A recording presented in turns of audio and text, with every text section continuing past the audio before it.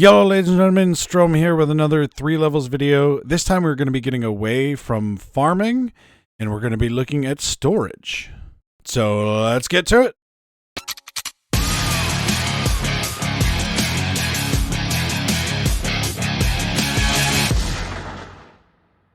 Now, how many of you out there, and be honest, have a storage system that looks like this? Where did I put those spruce saplings?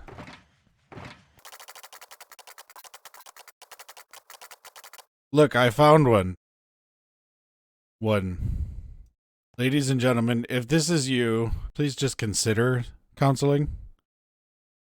But all kidding aside, I think we all started out the game with chest monsters. Maybe not this bad, but, you know, just a series of chests that were kind of along a wall. And I'm going to go ahead and put a sign on. So this is mob drops, and this one is for stone. And we'll just remember that.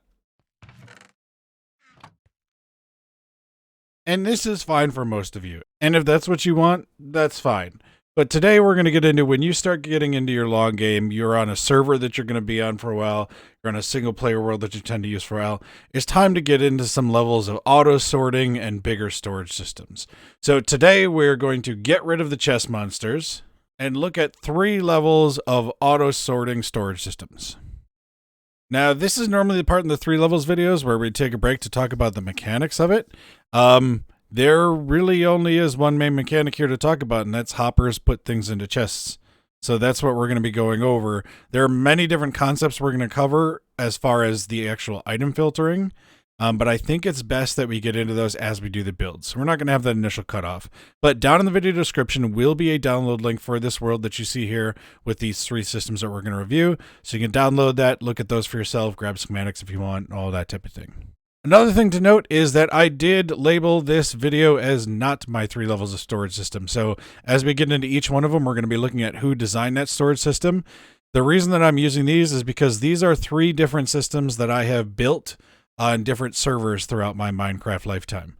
So we're going to start out with what I started out as basic, and then another level, and then we're going to get up to another level. So that's how we're stepping through this. These are ones that I have built and decided the block layout and all that. But the actual concepts, we're going to be labeling who those are from. So check also down in the video description if you want links to where you can find that information as well.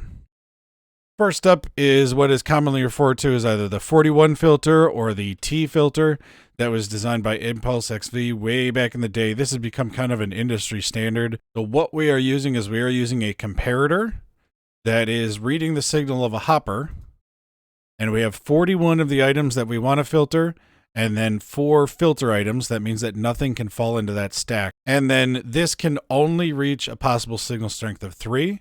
So it's 1 wide tileable, so it will never cross over to this section right here. There are versions you can do with this that are shortened, but then they can overflow and start causing your system to cascade and fail. But the basic premise is as soon as an item enters in there that takes it above signal strength 3, we can look over here on the left.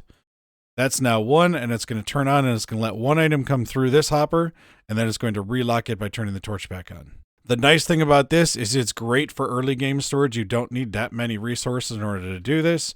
You don't need a large space. It's kind of quick to build up and to throw in. This is hopper speed, so it will unload at the speed of hoppers and filter at the speed of hoppers. This is also unload proof. So let's say that you just walk a little bit away from your base and then this chunk over here becomes unloaded, but this one still is. All that's going to happen is these hoppers are just going to back up until this chunk becomes loaded again, and then it will reactivate. The disadvantage of this being that if you wanted to be able to sort all the items in the game, you need to have yourself a very long line because each one of these slices can only filter out 1 item type each.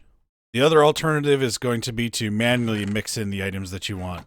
And all of the items that you put into the input chest that then go through and don't have a filter are going to end up at the end of the line at your overflow. So if I wanted to store that crimson wood over here with my oak wood, I would have to walk over and manually put it in from the overflow.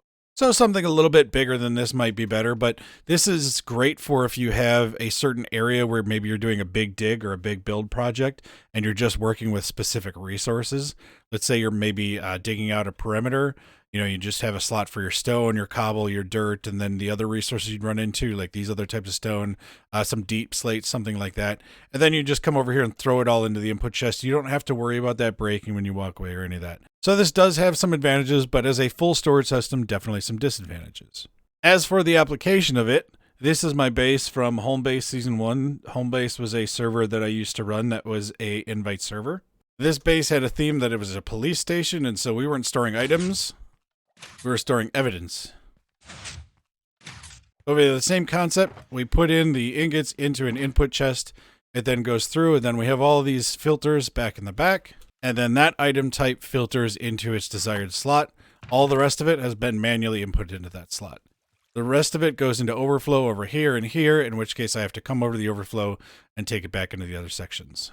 But this is not a very big haul, and you still have a good amount of items. It's really up to you what you want to filter out, those main things that you're going to have when you come back from either an adventure or a dig, or those common things that you use every day in Minecraft.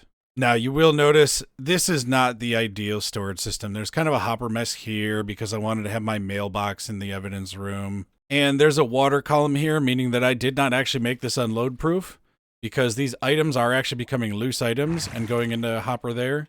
So at this point, these hoppers could back up and then items could land right here and then start despawning. And it's also kind of a mess. You see, I've got different colored signs and everything. So there are definitely things I would change and things that I did change as I got into this. After a while, Homebase Season 1 ended and we started up Season 2. And that's when I really wanted to start stepping up my storage game a little bit. So you see, this is much more clean, but you'll notice there aren't as many item lines here. This is Rapscallion's multi-item sorter. In that first model over there, like we said, it can only sort one item type per slice. The idea here with Raps is it is tileable, but then it sorts multiple item types per slice. So all these items you see here in the chest were all filtered in using this dynamic filter system that Rapscallion came up with. Before we get into this, I just want to say I'm not going to go into too much detail about how this works. One, because this is Rapscallion's system, and I want you to go check out his video. So there'll be a link down the video description to his original video where he has walkthroughs and world downloads. And the second reason being, I guarantee you I am going to screw up part of the explanation. So this is the system I used for Homebase Season 2. Now, this does not have its filter items in this. This was a draft schematic, so it doesn't actually have any items in there yet. This is a quick version I put together with a couple of improvements. This is also an older version of his system. You can see the top section is a little bit different. And since I had built that, Raps had come out with a new version. And so I just built a quick system using that. The way it works is any of the items that have these two items in here, they will then create a dynamic item filter right below that chest and allow items to flow into this hopper line here, this hopper and chest line. Once that item is done coming through the system, that extra item is then going to get returned back into the filters chest. So we can still have those chests where we have different categories of things put together, but it will still automatically sort all those out for us. So I will say a couple notes about this system. First of all, I have added a chunk loader here as just a reminder. You absolutely need to make sure you do not unload this system. If it unloads at the wrong time, unfortunately, you're going to have items start slipping through wherever they are in the system. So as long as you keep this loaded, this is a good system. But if it unloads, you got a problem. So make sure you've got yourself a good chunk loader that's going to be running while this is available. So make sure you've got a chunk loader that is hooked up that is going to be turned on. So we have a good bit of delay that this is going to be turned on for after the last item has left this dropper. That's so that we can make sure that items have time to get through the system before it actually shuts off the chunk loader. Second thing is, this is close to hopper speed. It is slightly slower than hopper speed if you are switching item types.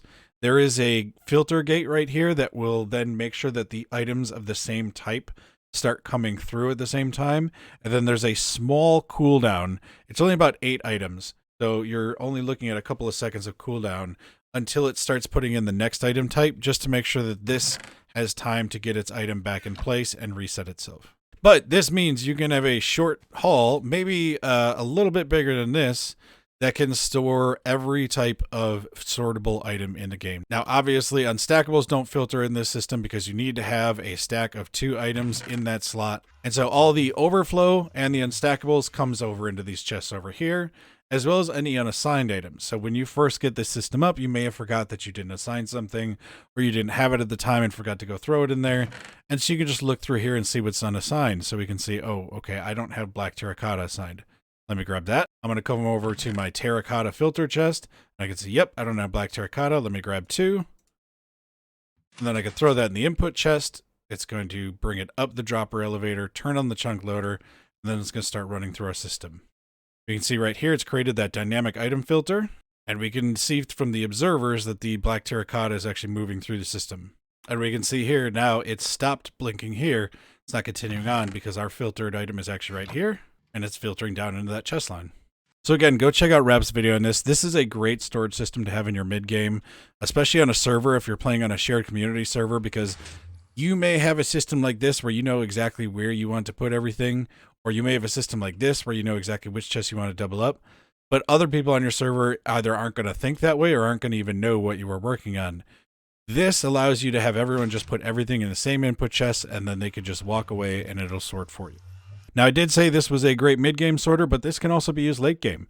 Just make your hallway a little bit longer and build more of these modules, and then you can use that from your late game and just store maybe just a few item types in each one. But it's very easy to change which slice things are going to be stored in, as we saw from those filter chests. You just move it around in there, and then you have a storage system that can carry you throughout the whole game. That being said, some people may want to separate things out a bit more. And you could say, for example, you come over to this system and say, okay, wait, where are the chains stored? I need some chains. Oh, I should have looked in the bucket box. And that's where this beast comes in. So this is our storage system from Syndicate Season 1. This is when we shut down home base. We didn't want to do a paper server anymore. We wanted to get over carpet. We wanted to get into the more technical play. We wanted to do more community play versus a more economy style. And that's what we come up here. So everyone's storing everything together. We had to amp up the game a little bit.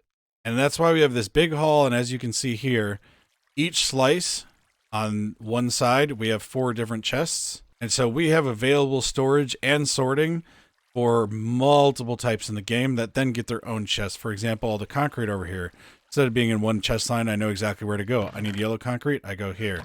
I need pink concrete powder. I don't have any. There's my pink concrete. We even got to the point where we didn't even use all of our storage slices because we didn't have that many items that we wanted to store or needed to filter. These are each using the same 41 item filter. So we have 41 of the items in the filter hopper and then 4 filter blockers. You may be thinking, well, how did you fit so many of those together? Easy. I didn't. RAFQ Command Leo and the Glotserify did. I'm going to leave that S there, see if he notices. This is a 2-wide tileable AB slice for a storage hall that on each slice is going to have 16 different items that you can filter.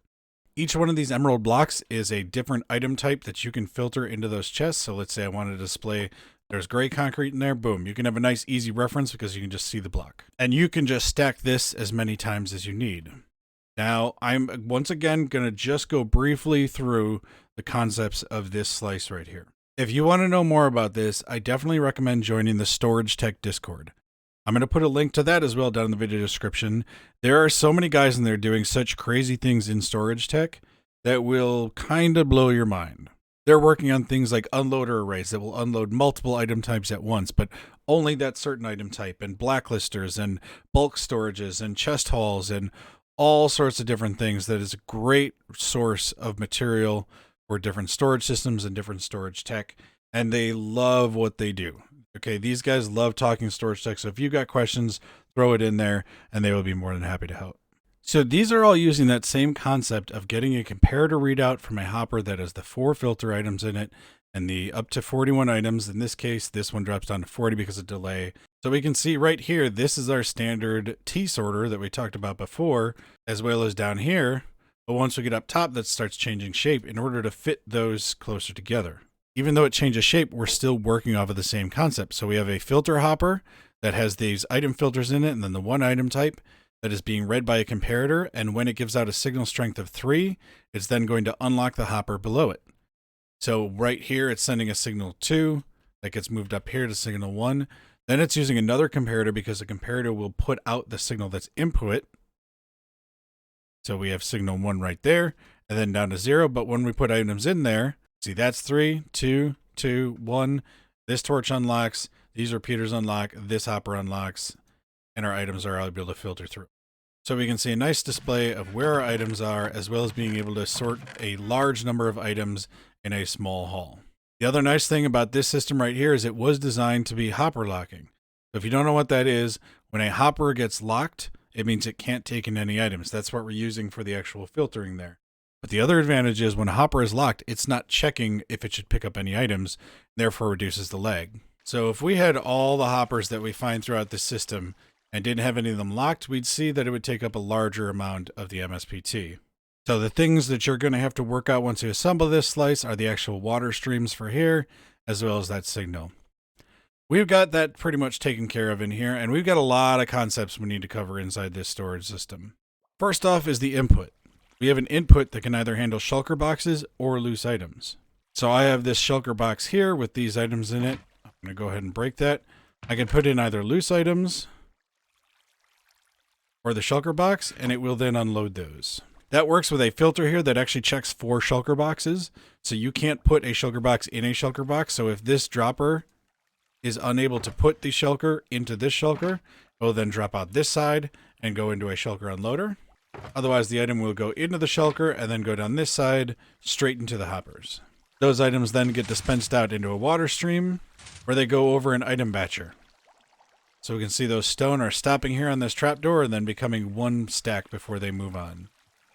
The reason we do that is because if we were to send these items out of a dropper straight into their hoppers without getting them batched first, adding a little bit of time in between those batches coming through, this dropper can actually shoot out items randomly, either down or upwards at random trajectories. You can have one item that gets shot down and then one item that gets shot up, and those are just close enough together that as they go past their filter hopper, that hopper is on cooldown and can't pick it up. Then it goes to this whole waterway to see if one of those filters has that item in it. And if it does not, it comes back out the other side where it heads over to the bulk storage, which we'll get to in a bit. First thing, though, is getting those hoppers unlocked. So we can see all these redstone lines right here that then trickle down to all the other redstone lines that go through the system. These are normally in the on state. They're powered so that all these hoppers are locked. But what we've done is we've added on a really long pulse extender here. So this pulse stays on and turns off this torch for an extended period to make sure that we have time for all the items to get through this whole system. We don't want an item to get to these final hoppers over here and then all the hoppers lock and it can't pick it up because the hopper's locked.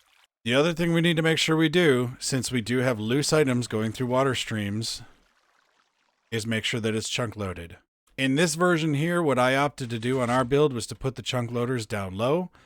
I don't know if that's something I would do again, because it gets much more difficult to then link a portal inside the base. But we have a chunk loading grid here. So if I turn on the chunk borders, we can see that this is alternating every chunk, which chunk the portals are in. And you can check out videos on chunk loaders for exactly how they work, but that means that we've got a chunk loading grid along this whole path. So any area that items would flow are chunk loaded when that gets turned on. And that's on that same cycle that we saw before. So that gets turned on as long as there is any items flowing through the system. That way we know it stays loaded. A note, if you do download this world, we did have the option for stackable shulkers in carpet turned on. That's the way we actually see it in an item filter for shulker boxes with stacked shulker boxes. This is not a vanilla feature. This is only part of the carpet mod. So this slice won't actually be able to sort out shulkers. All the shulkers will go into the overflow, but that's not before they get over to this hall. So this hall has our overflow. It has one of Rapscallion's multi-item sorters. And it also has bulk shulker box storage. Yes, you heard me right. We have a multi-item sorter even in here as well. We could have made these halls much longer and been able to not go with a multi-item sorter. But I just think this is a lot easier to have with things like here. We have walls, buttons, and pressure plates. Do we really need a storage slice for those to have an entire slice being used for a diorite wall? I don't think so. So we have the MIS in here that can handle multiple item types at the end of the system. But again, we did leave room down at the end, and that's another important aspect to take into account when you're building a storage system, is leave room for it to expand. Make sure that as you're building your storage, you leave room that you can add on, because later on you may say, you know what, I actually don't want to store my diorite walls over there because I'm building a bunch of stuff out of them. I need a slice for diorite walls. All you need to do is put in your item filter, and you've got a slice for it ready to go. And that applies to your bulk shulker box storage as well. You notice not all of these slots are taken up. We have some empty ones down here because you may get yourself to a point where you realize, you know what, we have so many redstone blocks, we need to have a bulk slice for it. All you need to do is then once again put a redstone block in a filter over here in an open slot, put a display there, and you're ready to go. The bulk haul is on these shulker box displays. You can come over and grab what you need out of a shulker box, or just take the whole shulker box and go. And it works by having a shulker box loader that has an item filter above it. So we can see here we have our stone item filter. Once again, it's our same T filter, but then it's filtering down into a shulker box loader. When that shulker box fills up, it then breaks it, goes into the hopper, and then goes down into the chests, into this dropper. And if I want to get another one out, let's say I take that one. Okay, there's no display there. Press the button, and boom, we got a new box. Everything else that has gone through the main storage hall, that's gone through the filters for the bulk storage, that's gone through the MIS, that has not found a spot, then gets sent over to this wall right here that's overflow and unstackables. This right here is going to be good indication for when you may have run yourself into a problem. So I can see here, wait, I should have slime balls filtered, I should have Eye of Ender filtered, and I should have lantern filtered. Something happened there. Oh, I don't have a filter slot for Eye of Ender. Let me make one. I want to store them right here. I'm going to put one on display. I'm going to come to the filter for it and replace it in there. Now I'm ready to filter out Eye of Ender. And same thing with the lamps. We can see I never made a slot for lamps. Once again, I can pick a spot. And now I'm ready to start storing lamps. And same thing with our slime balls. But you get the picture. Now with all this being built, you might say, okay, perfect. It's a perfect storage system. No, it's not. Those of you who are StorageTech guys who are watching this video are probably chuckling at the 17 different things you found that could be improved with this system. Those of you who are not StorageTech people, you might be getting your mind blown and saying this is perfect, but there is plenty of room to grow. But this is one of the beautiful things about playing technical Minecraft is you don't have to start out being ready to put in your application for SciCraft. You can start out with a build here and still completely enjoy yourself in the game. And then come to a point where you realize, you know what? I think I want to step it up a notch. Let me look into another system. So you come over here and you build a multi-item sorter. And then you say, you know what? I would like even more space. I wonder if there's something that could store things even more compactly. And then you find yourself over here with a couple of big storage halls. But even this, I have plenty of things that I would like improved upon about this.